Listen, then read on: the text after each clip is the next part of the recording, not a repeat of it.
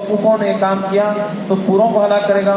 موسیٰ علیہ السلام رب کی بارگاہ میں التجا کرنے لگے، اگر تو چاہتا تو جب بچڑے کی پوجا کر رہے تھے تبھی انہیں پوروں کو ہلاک کر دیتا، لیکن تو نے انہیں ہلاک نہیں کیا۔ ایسا نہ ہو کہ لوگ میرے خلاف بدگمان ہو جائے، موسیٰ علیہ السلام ہمارے مردوں کو لے جا کر ہلاک کر دیے، مجھ پر الزام نہ آئے، مولا انہیں راحت عطا فرما دے، انہیں بخش دے۔ رب کائنات نے ان کی دعا قبول فرمائی اور پھر انہیں ہوش آیا اور التجا جب کرنے لگے تو اللہ تبارک موسیٰ علیہ السلام معافی مانگنے لگے تو اللہ تبارک و تعالیٰ انہیں درگزر فرما دیا۔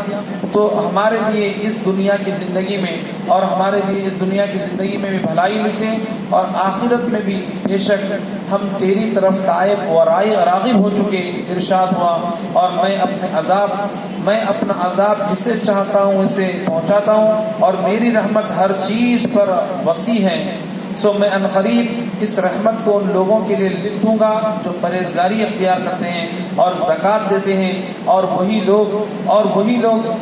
لوگ ہی ہماری آیتوں پر ایمان رکھتے ہیں۔ اللہ تبارک و تعالیٰ معافی کا اعلان کر دیا، فرمایا میرا غضب یقیناً میرا غضب ہے، یعنی ان لوگوں کے لیے غضب نہیں ہے جو تائب ہو چکے اور میری طرف رجوع ہو چکے، اور میری رحمت ساری چیزوں پر وسیع ہے۔ یعنی اللہ تبارک و تعالیٰ، یعنی قرآن میں دیکھیے جتنے اس کے نام ہیں، چند ناموں کو چھوڑ کر سارے کے سارے نام رحمت کے ہیں، رؤوف ہے، رحمان ہے، رحیم ہے، یعنی عفو ہے، یعنی درگزر کرنے والے ہیں۔ تو میری رحمت ساری چیزوں پر وسیع چھائی ہوئی ہے۔ میں بندے نافرمانی کرنے کے باوجود، گناہ کرنے کے باوجود، میرے ساتھ شرک کرنے کے باوجود برابر میں انہیں رزق دیتا رہتا ہوں، برابر ان سے کوئی یعنی انہیں دانا نہیں روکتا، انہیں دیتا ہی رہتا ہوں۔ ایک حدیث میں فرمایا کہ اگر اللہ چاہے تو تمام کے تمام کو ہلاک کر دے، یعنی اللہ تبارک و تعالیٰ اتنا رحم فرمانے والا ہے، یہ دنیا کی کوئی حقیقت نہیں ہے، یعنی دنیا کے پیچھے لوگ بھاگ کر یہ تمام چیزیں نافرمانی کرتے ہیں۔ تو حدیث پاک میں ذکر کیا گیا یہ پوری کی پوری دنیا اور پوری دنیا کی آسائش، ساری چیزیں، یہ مال و اسباب، یہ سارے عیش و آرام کی چیزیں اللہ کے نزدیک مچھر کے پر کے برابر بھی نہیں ہے۔ مچھر ہوتا کتنا ہے؟ مچھر کے پر کی برابر کی قیمت نہیں رکھتے۔ اگر اتنی قیمت بھی اللہ کے پاس ہوتی تو کسی کافر کو اللہ تعالیٰ ایک گھونٹ پانی نہ دیتا، رزق روک لیتا۔ دنیا ہیج ہے، دنیا کمتر ہے، دنیا حقیر ہے، تو اللہ تبارک و تعالیٰ پتہ چلا اللہ یعنی ان کی تمام چیزوں کو حقیر سمجھتا ہے۔ اے بندے تو اسے کیوں اتنی اہمیت دیتا ہے؟ یہ سب ختم ہونے والی، فنا ہونے والی چیز ہے۔ اگر ہوتا اتنی اہمیت تو اللہ تعالیٰ اسے ایک گھونٹ پانی نہیں دیتا۔ یعنی اللہ تعالیٰ برابر نافرمانوں پر کرم فرما رہا ہے، برابر انہیں جو نعمتوں سے مالا مال کر رہا ہے۔ تو پتہ چلا کہ اللہ تبارک و تعالیٰ کے نزدیک تو بندے کی اطاعت و فرمانبرداری اہم ہے۔ تو اللہ تعالیٰ عنقریب ان لوگوں کو اپنی نعمتوں سے مالا مال کرے گا جو پرہیزگاری کی زندگی گزارتے ہیں۔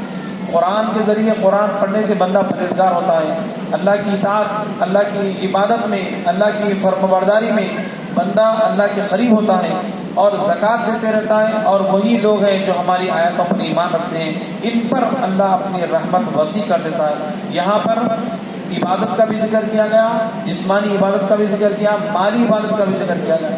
بندہ یہ دو چیزوں سے پرہیزگار بنتا ہے، یعنی جسمانی اعتبار سے اپنے آپ کو جھکائے اور اپنا قیمتی پیسہ جو محنت کر کر کمایا اللہ کی راہ میں جب دیتا ہے تو اللہ کے وہ قریب ہوتا ہے، پرہیزگار بنتا ہے۔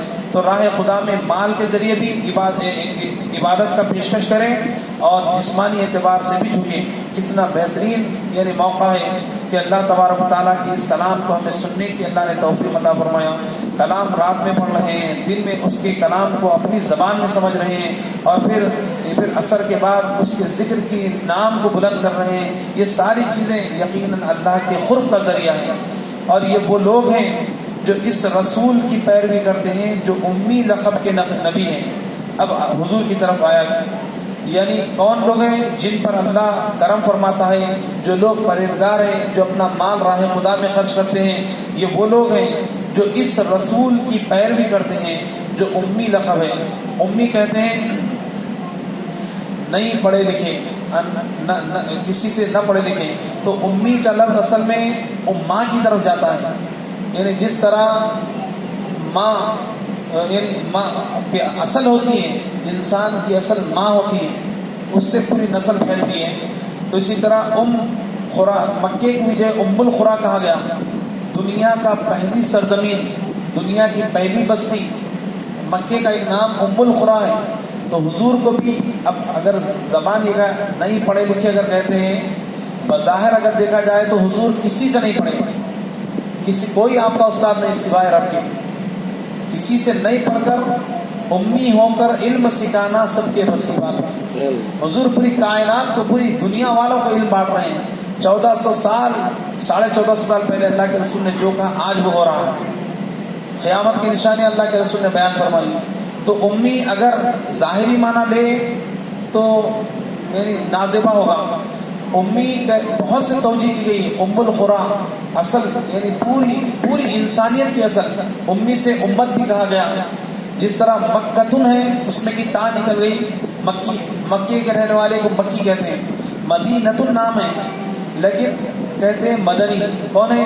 مدینے کا رہنے والا، مدنی. اس میں تا جیسے نکل گئی. اسی طرح امتی یعنی سارے لوگوں، اللہ کے رسول جو ہے یعنی حضور جو اصل ہے، تمام کی اصل ہے، امتی ہے. تو اصل امی کے امم کے معنی اصل میں ماں کے آتے ہیں. تو کائنات کی اصل حضور ہے. حضور سے سارے لوگ پھیلے ہیں. پہلے اللہ تبارک و تعالیٰ حضور کے نور کو پیدا کیا، پھر آپ کے نور سے جنت، دوزخ، کائنات، زمین، آسمان، جن، انس، بشر سارے